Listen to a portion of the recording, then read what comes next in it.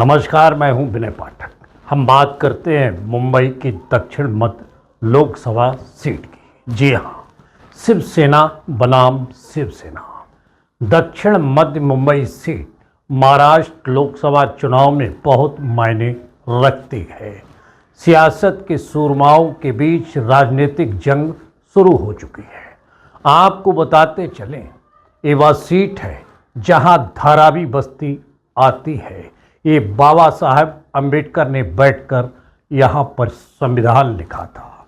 ये वही इलाका है जहाँ पर बाला साहेब ठाकरे हुंकार भरा करते थे। यहाँ से शिंदे सेना ने राहुल शिवाले को चुनाव मैदान में उतारा है। तो दूसरी ओर उद्धव ठाकरे की शिवसेना से अनिल देसाई जी चुनाव मैदान में हैं। दोनों सियासी सूरमा हैं। दक्षिण मध्य मुंबई लोकसभा सीट पर इस बार मुख्यमंत्री एकनाथ शिंदे और पूर्व मुख्यमंत्री उद्धव ठाकरे की भी साख की लड़ाई है। इसलिए दोनों को अपने वजूद की लड़ाई लड़नी है। हम आपको बताते चले, जिस संसदीय क्षेत्र में राजगृह हो, जहां पर बैठकर भारत रत्न बाबा साहेब अम्बेडकर ने भारतीय संविधान के अनुच्छेद लिखे हों, जिस सीट के अंतर्गत शिवाजी पार्क आता हो, जहां पर शिवसेना के संस्थापक बाला साहेब ठाकरे ने दशहरा रैली कर शिव सैनिकों में जोश भरते रहे थे, जिस संसदीय क्षेत्र में सेना भवन हो, जहां एशिया की सबसे बड़ी झोपड़पट्टी हो, उस दक्षिण मध्य मुंबई लोकसभा सीट पर इस बार मुख्यमंत्री एकनाथ शिंदे और पूर्व मुख्यमंत्री, जहां एशिया का सबसे बड़ा सिलम धारावी हो, उस दक्षिण मुंबई लोकसभा सीट पर इस बार मुख्यमंत्री एकनाथ शिंदे और पूर्व मुख्यमंत्री उद्धव ठाकरे की साख की लड़ाई इसीलिए माना जा रहा है।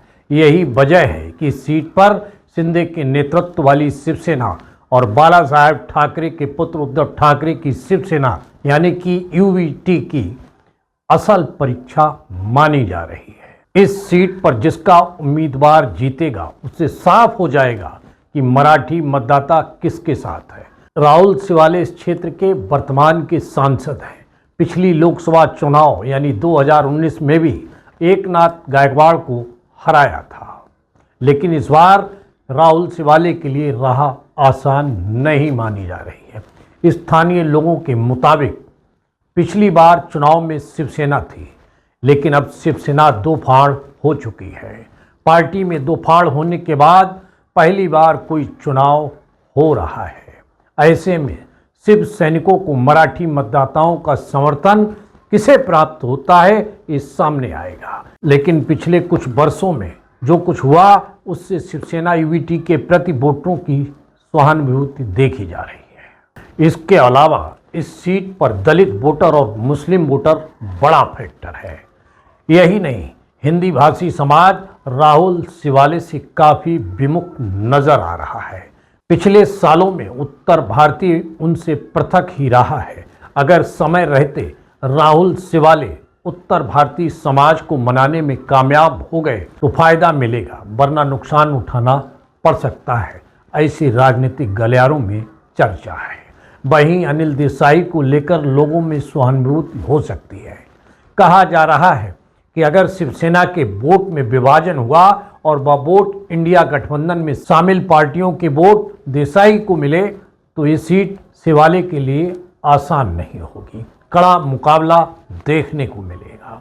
तो ये सीट राहुल शिवाले के लिए आसान भी नहीं होगी।